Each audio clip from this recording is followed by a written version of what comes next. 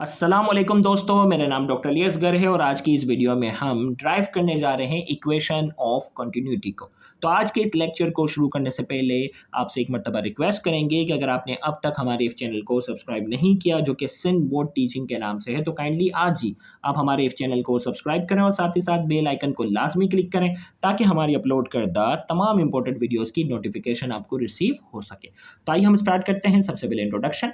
Equation of continuity is a mathematical expression of the principle of conservation of mass. याद रखिएगा, जो equation of continuity हम drive करने जा रहे हैं, ये दर हकीकत मैथमेटिकल एक्सप्रेशन है conservation of mass. Law of conservation of mass को क्या करता है? फॉलो करता है। अब स्टेटमेंट की बात करेंगे। For steady state flow the mass of the flow into the volume must be equal to the mass flow rate out. अभी कह रहा है कि जब एक फ्लूइड पर स्टेडी यानी जो है वो स्टेडी फ्लो कर रहा होता है, मुस्तकिल फ्लो करता है, the mass of the flow into the volume must be equal to the mass flow out. जितना एक पर्टिकुलर पाइप में फ्लूइड दाखिल होता है उतना ही जो है वो उससे बाहर आना चाहिए। तो ये इसकी एक स्टेटमेंट है। आइए मैं ड्राइव करके बताते हैं। अब देखो भाई, एक हमारे पास एक पाइप है जिसका cross sectional area non uniform है, एक साइड से छोटा और एक साइड से क्या है, बड़ा है। अब जहाँ से फ्लूइड दाखिल हो रहा है उसके उस एरिया को नाम दिया A1 का, उसका जो वॉल्यूम जिस रफ्तार से अगर दाखिल हो रहा है उसे V1 का नाम दे रहा है और जिस एरिया से जा रहा है उसे हम डेल्टा L1 का नाम दे रहे हैं। और जहाँ से ये बाहर आ रहा है उसका क्रॉस सेक्शनल एरिया A2 है, जिस रफ्तार से आ रहा है V2 है और उसको हमने डेल्टा L2 का नाम दिया। हमने कहा consider a fluid having mass m flowing through a pipe of non uniform cross sectional area. हमारे पास एक फ्लूइड है जिसमें जो मास जो गुजर रहा है उसका m है, वो एक non uniform cross sectional area से गुजर रहा है। एक ऐसा पाइप है जिसका क्रॉस सेक्शनल एरिया जो है वो क्या है, नॉन यूनिफॉर्म है, एक साइड से बड़ा एक साइड से छोटा।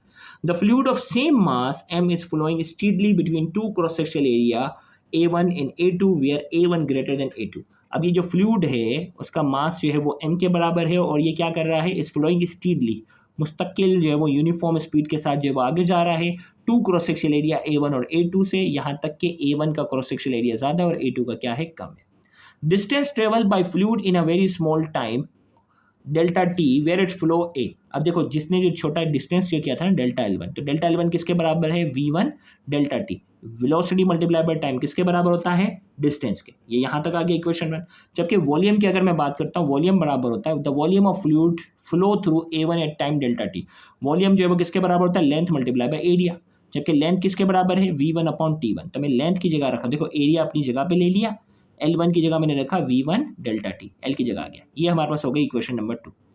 The mass of incompressible fluid of density rho following through A1 in time delta T. अब जो मास जो है वो इनकम्प्रेसिबल है ना भाई, कंप्रेस नहीं हो रहा है ये फ्लूइड, उसकी डेंसिटी रो के बराबर है। जो A1 से गुजरेगा वो किसके बराबर होगा? अब देखो हमारे पास क्या है, डेंसिटी बराबर होती है मास अपॉन वॉल्यूम के ना, तो वॉल्यूम यहाँ डिवाइड हो रहा होगा, वहाँ जाके मल्टीप्लाई, तो इसका मतलब मास किसके बराबर होगा, डेंसिटी मल्टीप्लाई बाय वॉल्यूम के। तो पहले की अगर मैं मास की बात कर रहा हूँ, M1 जो है वो बराबर है किसके, रो डेल्टा V1। जबकि V1 अभी हमने निकाल लिया था, V1 का हमारे पास फॉर्मूला था, V1 किसके बराबर था, A1 V1 डेल्टा टी। तो मैं क्या करता हूँ, यहाँ V1 की जगह, वॉल्यूम की जगह रखता हूँ A1 V1 डेल्टा टी। तो ये रो अपनी जगह है, डेल्टा V1 यानी वॉल्यूम की जगह आ गया A1 V1 डेल्टा टी, यहाँ तक आ गया। इसे इक्वेशन नेम ए का नाम दिया। Similarly, the mass of incompressible fluid of density rho flowing through A2 in time delta t। जबकि मास जो दूसरी साइड से निकलेगा, मास तो सेम ही होगा ना, तो मास जो है वो दूसरी साइड से जो फ्लो आउट हो रहा है उसे हमने डेल्टा M2 का नाम दिया। ये बराबर के रो डेल्टा V2 तक पहुंच गया। इसी तरीके से डेल्टा V1 अगर बराबर है A1 V1 डेल्टा टी के, तो डेल्टा V2 किसके बराबर होगा, A2 V2 डेल्टा टी के। तो यहाँ मैं रख देता हूँ A2 V2 delta T, equation B का नाम दिया। अब जो वो in steady flow the total mass of the tube remains same. Steady flow में टोटल मास जो होगा, मास इन और मास आउट बराबर होगा। तो मास इन हमारे पास M1 है, मास आउट हमारे पास M2 है, तो यहाँ M1 और M2 दोनों बराबर होंगे। तो M1 किसके बराबर गया, रो A1 V1 डेल्टा टी, यहाँ तक हो गया। और डेल्टा M2 क्या हो गया, रो A2 V2 डेल्टा टी, यहाँ तक पहुँच गया। अब डेंसिटी से कैंसल, डेल्टा टी से कैंसल, क्या बचा, A1 V1 equal to A2 V2।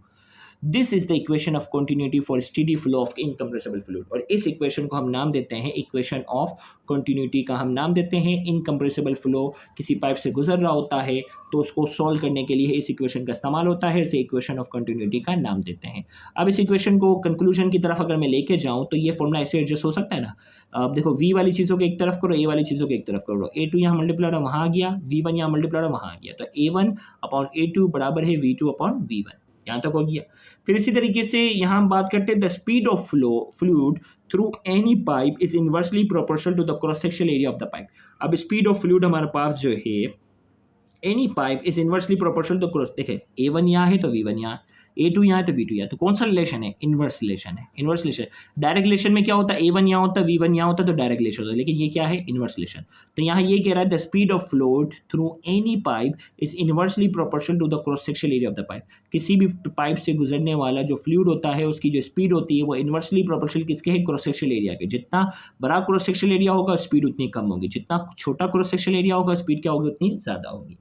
फिर यहाँ नोट करके हमने कहा द प्रोडक्ट AV। अब देखो ये AV था ना, एरिया और वॉल्यूम का प्रोडक्ट जो होता है वो आगे न्यूमेरिकल के लिए the product AV is the volume rate flow which is defined as. भाई AV क्या? एरिया से कितना जो है वो क्या हो रहा है? एरिया से कितना जो है वो वॉल्यूम जो आ रहा है, तो volume rate flow out the volume of fluid passing through a given point पर सेकेंड। एक पर्टिकुलर जो है वो उस जगह से कितना वॉल्यूम गुजर रहा है। देखो ये एरिया से वेलोसिटी है ना, एक पर्टिकुलर एरिया से कितनी रफ्तार से जा रहा है, तो ये किसके बराबर होगा? वॉल्यूम पर टाइम। टाइम के लिहाज से कितना वॉल्यूम क्या हो रहा है? गुजर रहा है। जबकि वॉल्यूम किसके बराबर होता है? एरिया मल्टीप्लाई बाय लेंथ के, तो area multiply by length upon time. तो ये AV बराबर है डेल्टा V अपॉन T। यहाँ वॉल्यूम है ये, यहाँ ये क्या है? स्पीड है। तो एरिया मल्टीप्लाई बाय स्पीड जो है ये बराबर होता है किसके? कितना वॉल्यूम कितने टाइम के बराबर, टाइम के लिहाज से गुजर रहा है। और वॉल्यूम की जगह अगर एरिया मल्टीप्लाई डेल्टा L रखें तो ये फॉर्मूला ये बन जाएगा A area delta L upon delta T। ये इसलिए समझा रहा हूँ कि आगे वाली डेरिवेशन में बाकायदा रेफरेंस आएगा कि इक्वेशन ऑफ कंटिन्यूटी के मुताबिक AV बराबर था delta V upon delta T। तो ये यहाँ समझा दिया है ताकि आगे नेक्स्ट डेरिवेशन में जब हम ये रेफरेंस दें तो आपको ये फॉर्मूला याद हो। तो यहाँ जाके ये डेरिवेशन मुकम्मल हुई। Thank you very much. अल्लाह हाफ़िज़।